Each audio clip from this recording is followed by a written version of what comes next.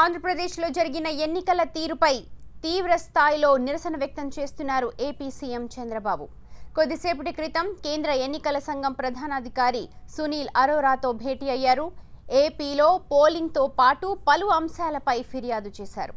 చంద్రబాబుతో పాటు మంత్రులు యనమల, కళ, ఉమా, ఎంపీ అభ్యర్థులు హాజరయ్యారు. వీవీప్యాట్ల లెక్కింపుపై సుప్రీంలో టీడీపీ రివిజన్ పిటిషన్ వేసే ఆలోచనలో ఉన్నట్టు సమాచారం.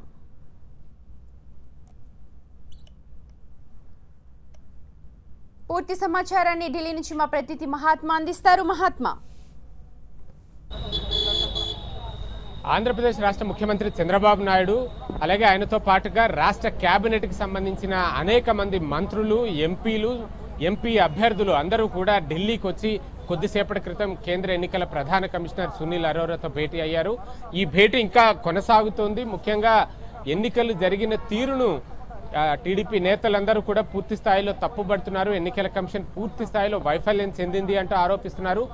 ఈవీఎంలను పని చేయించడంలో దాదాపు 30% ఈవీఎంలు మొరాయించి అవి మధ్యాహ్నం తర్వాత కానీ ప్రారంభం కాకపోవడం, తద్వారా పోలింగ్ ప్రక్రియ అర్ధరాత్రి వరకు కొనసాగడం, కొన్ని చోట్లయితే తెల్లవారుజాము వరకు కూడా ఈ పోలింగ్ ప్రక్రియ కొనసాగింది.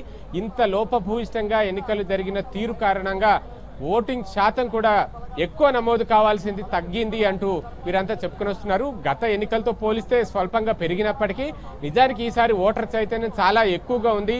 ఇంకొక 4-5% వరకు పెరిగేది.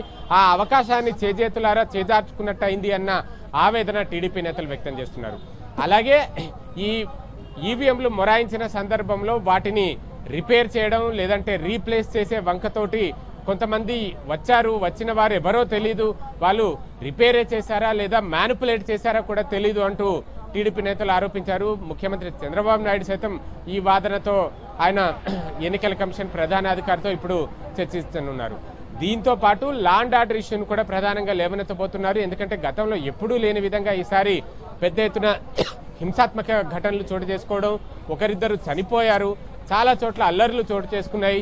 వీటన్నిటినీ కంట్రోల్ చేయడం, ప్రశాంతంగా ఎన్నికల్ని నిర్వహించడంలో, పోలింగ్ ప్రశాంతంగా నిర్వహించడంలో రాష్ట్ర ఎన్నికల ప్రధానాధికారి, కేంద్ర ఎన్నికల కమిషన్ ఇద్దరు కూడా పూర్తి స్థాయిలో వైఫల్యం చెందారు అన్నది వీరు చేస్తున్న ఆరోపణ. ఎందుకంటే 2014లో జరిగిన ఎన్నికల సమయంలో ఇచ్చిన పోలీస్ ఫోర్స్ కంటే 50,000 మంది ఫోర్స్ని ఈసారి తగ్గించారు.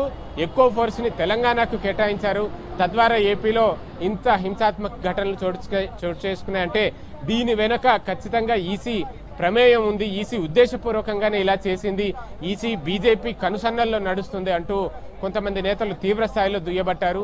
వీటన్నిటి మీద ప్రస్తుతం ఎన్నికల కమిషన్ దగ్గర ప్రస్తావించి వారి ఎదుట నిరసన తెలియజేయడం కోసమే ఢిల్లీకి వచ్చినట్టుగా నేతలు చెప్తున్నారు. ప్రస్తుతం ఈ భేటీ కొనసాగుతుంది. భేటీ అయిపోయిన తర్వాత బయటికి వచ్చి బయట ఒక నిరసన ప్రదర్శన చేపట్టే అవకాశం కూడా కనిపిస్తోంది.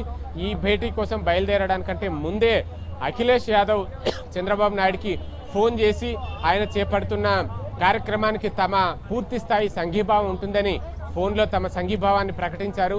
అలాగే ఇతర విపక్ష నేతలు కూడా ఉన్నారు ఢిల్లీలో కొంతమంది, వారు కూడా వచ్చి చంద్రబాబుని కలిసే అవకాశం ఉంది.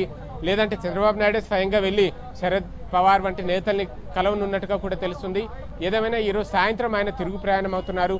తిరుగు ప్రయాణం అయ్యే లోపు ఇతర విపక్ష పార్టీల నేతల్ని కలిసి ఈ ఎన్నికల కమిషన్ తీరు, వారు ప్రవర్తిస్తున్న తీరు, ఆంధ్రప్రదేశ్ని లక్ష్యంగా చేసుకుని, టార్గెట్గా చేసుకుని అనేక రకాలుగా ఒకవైపు అధికారుల బదిలీలు చేపట్టి తద్వారా తాము చేయాలనుకున్నది చేసే ప్రయత్నం చేశారని, ఆ తర్వాత ఈవీఎంల మాల్ ఫంక్షనింగ్, ఇలా వరుస పెట్టి ఒకదాని తర్వాత ఒకటి వరుసగా ఆంధ్రప్రదేశ్ని, చంద్రబాబు నాయుడిని లక్ష్యంగా చేసుకునే ఎన్నికల కమిషన్ ప్రవర్తించింది, ఈ తరహాలో వ్యవహరించింది అంటూ వీరంతా కూడా ఆరోపిస్తున్నారు. దాని మీద ఇతర పార్టీ నేతలతో కూడా మాట్లాడి అందరి మద్దతును కూడగట్టి జాతీయ స్థాయిలో తన నిరసన చేపట్టే ప్రయత్నం అయితే చంద్రబాబు నాయుడు చేస్తున్నారని చెప్పుకోవచ్చు. రైట్ మహాత్మా.